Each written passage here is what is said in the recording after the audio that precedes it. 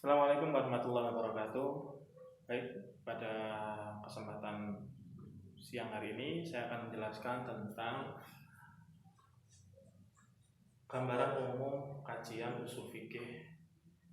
Mari kita buka dulu dengan bacaan Fatihah. Semoga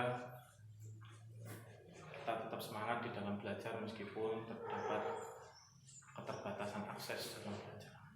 Al-Fatihah. Oke, baik, langsung saja akan saya terangkan mengenai fikih dan usul fikih. Fikih itu di dalam definisi yang diaturkan oleh ulama berbeda-beda. Akan tetapi lebih mudahnya itu begini: al ilmu bil ahkami asyariyati al muktasabati min adillatiha at-tafsiliyah. Ilmu mengenai hukum-hukum syariat yang didapatkan dari dalil-dalil yang terperinci. Jadi tentang hukum-hukum syariat.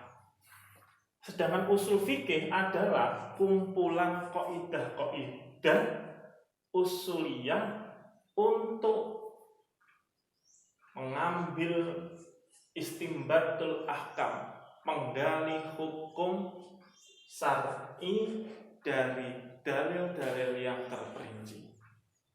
Lebih mudahnya, kalau bisa saya sederhanakan, fikih itu adalah produk hukum, sedangkan usul fikih adalah metodenya.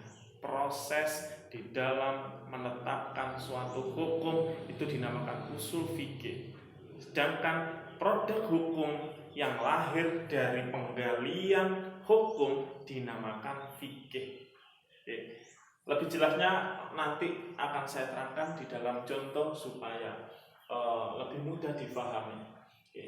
Yang pertama kita akan membahas tentang sumber hukum Islam. Sumber hukum Islam itu ulama mengatakan ada 10. Nanti yang disepakati oleh 4 mazhab Hanafi, Maliki, Syafi'i, dan Hambali itu ada 4: Al-Quran, Sunnah, Ijma, dan Qiyas. Ya, nanti yang tidak disepakati akan saya sampaikan di season kedua. Oke. Kita fokus dulu kepada sumber hukum Islam yang disepakati. Kita perhatikan di sini Al-Quran. Kita contohkan, ada sumber hukum namanya Al-Quran. Di dalam Al-Quran ada mengatakan wa aqimus sholata wa atuz zakata. Ya. Wa aqimus sholata ini sumber hukum. Sumber hukumnya Al-Quran. Kemudian ulama-ulama menggali hukum dari wa aqimus sholata. Ternyata wa aqimus sholata itu menggunakan lafaz amar, fi'il amar.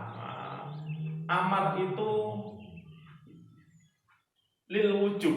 Amar itu mempunyai arti untuk wajib, ya.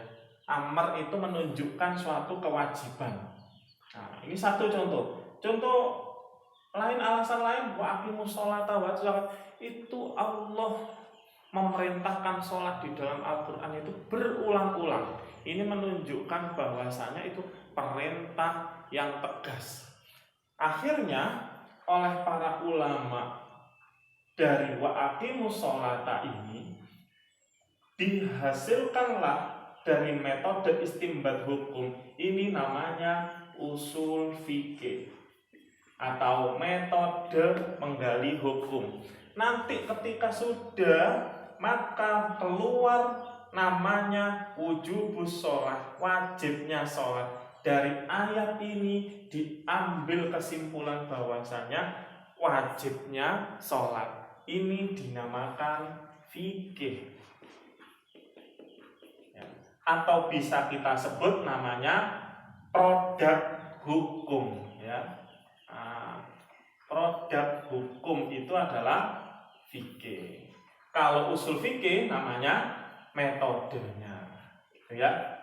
Nah, supaya Anda bisa membedakan mana fikih dan mana usul fikih, kalau secara definisi nanti terlalu sulit. Oke, saya terangkan saja seperti ini. Jadi fikih itu berarti mengetahui hukum wajibnya sholat, ya, yang didapatkan dari dalil yang terperinci. Dalil terperinci di sini adalah waqimus shalah. Sedangkan usul fikih adalah kaidah untuk menggali hukum. Nah, ini kaidah-kaidahnya. Contohnya ini memakai fi'il amar, maka fi'il amar itu menunjukkan arti wajib. Dan banyak sekali contoh, wa'atuz zakat, wajibnya zakat, gitu ya. Terus wala taqul lahuma uffin, janganlah kamu mengatakan kepada kedua orang tuamu uffin, itu menggunakan nahi, larangan. Maka dari lafaz wala taqul lahuma uffin diambil kesimpulan namanya larangan menyakiti hati orang tua. Maka itu dinamakan fikih, produk fikih. Ya, menggali hukumnya, metodenya disebut usul fikih. Yang kedua, sunnah. Setelah Al-Quran, sunnah. Anda biasa mengatakan hadis, ya. Tetapi harus Anda bedakan. Apa bedanya hadis dan sunnah? Secara umum ulama hadis menyamakan hadis dan sunnah itu sama. Apa-apa yang dari Nabi, baik ucapan, perbuatan maupun ketetapan. Tapi ulama usul fikih membedakan antara sunnah dan hadis. Secara umum ulama usul fikih mengatakan hadis itu definisinya sama dengan ulama hadis, yaitu apa-apa yang dari Nabi baik ucapan, perbuatan, dan ketetapan. Tapi sunnah ini lebih khusus lagi. Jadi sunnah didefinisikan oleh ulama usul fikih dengan mengatakan sunnah adalah apa-apa yang dari Nabi, baik ucapan, perbuatan, maupun ketetapan yang ada hubungannya dengan hukum. Paham ya? Jadi hadis itu lebih umum daripada sunnah. Hadis itu menyeluruh, kalau sunnah yang ada hubungannya saja dengan hukum. Jadi contoh, kalau ada hadis yang mana Nabi menjelaskan tentang prosesi Isra Mi'raj, Nabi diperlihatkan siksa di neraka, bagaimana nikmat di surga, itu tidak ada hubungannya dengan hukum. Maka itu dinamakan hadis, tidak dinamakan sunnah. Ya, paham ya? Oke, menyingkat. Di sini kita contohkan lagi sumber hukum yang kedua adalah sunnah. Contoh, Nabi pernah mengatakan man kana yu'minu billahi wal yaumil akhir falyukrim jarahu. Barang siapa yang iman kepada Allah dan hari akhir, maka hendaklah dia memuliakan atau menghormati tetangganya. Ini kemudian dari sumber hukum dalil-dalil ini dikaji, digalilah hukum oleh ulama. Yang pertama, fal yukrim jarahu. Ini juga fi'il mudhari yang kemasukan lam amar. Sekali lagi, amar tadi juga bisa menunjukkan lil wujub. Ya. Yang kedua, bahwasanya perintah menghormati tetangga disandarkan dengan iman kepada Allah dan hari akhir.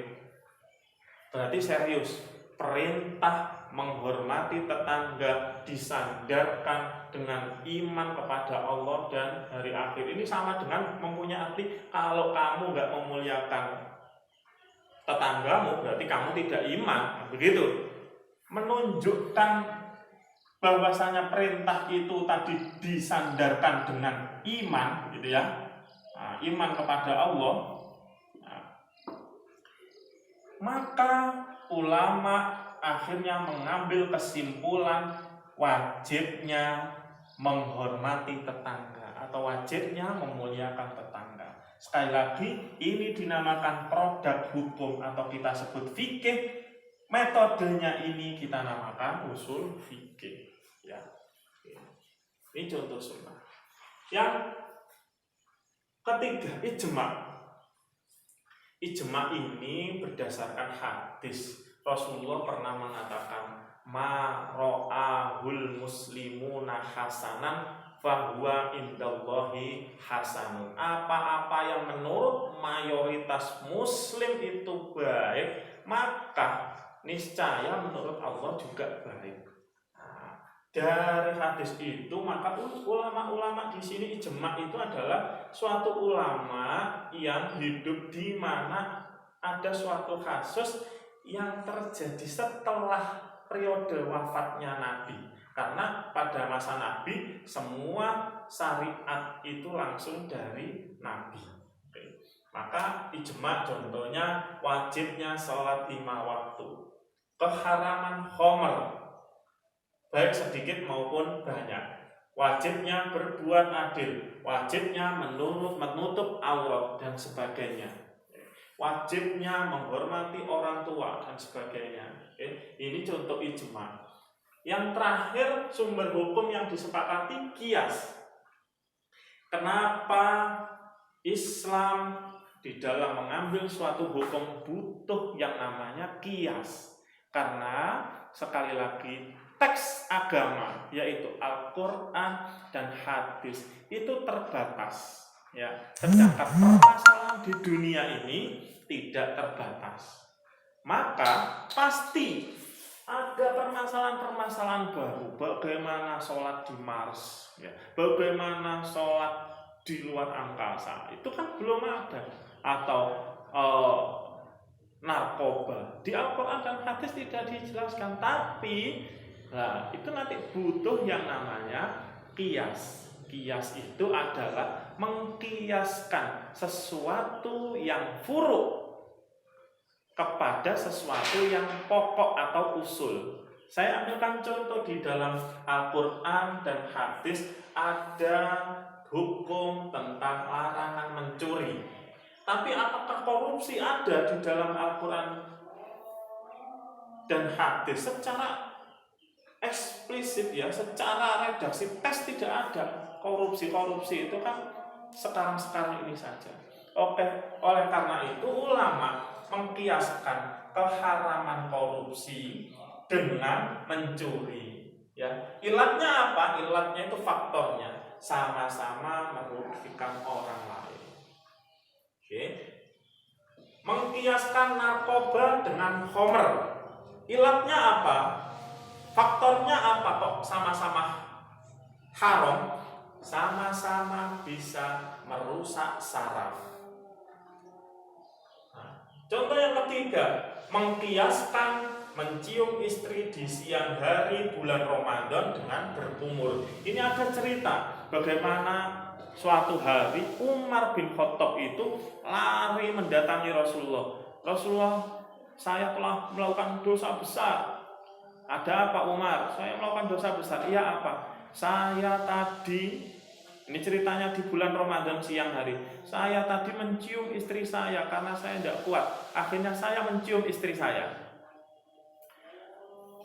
Kemudian oleh Nabi tidak langsung dijawab boleh dan tidak boleh. Tetapi Nabi Muhammad langsung mengkiaskan dengan berkumur. Wahai Umar, apakah kalau kamu berkumur, apakah membatalkan puasamu? Umar menjawab, ya tidak. Ya sudah. Nah, itu Nabi mengajarkan, menganalogikan bahwasanya mencium istri itu sama dengan berkumur, sama-sama tidak membatalkan puasa. Tetapi berkumur ketika sampai masuk airnya berarti batal. Begitu juga mencium kok sampai inzal, ya, atau keluar sperma, ya berarti membatalkan puasa. Itu ya. Maka ulama sepakat bahwasanya berkumur itu di siang hari bulan Ramadan tanpa ada tujuan apa-apa itu hukumnya makruh, ya. Nah, Begitu juga akhirnya mencium istri di siang hari bulan Ramadan, makruh saja, tidak sampai membatalkan puasa. Ya, yang membatalkan puasa itu kalau kamu berkumur dengan es degan atau es dawet. Oke, sekian itu sesi pertama dalam penjelasan usul fikih pada sore hari ini. Nanti akan saya lanjutkan untuk sesi kedua. Assalamualaikum warahmatullahi wabarakatuh.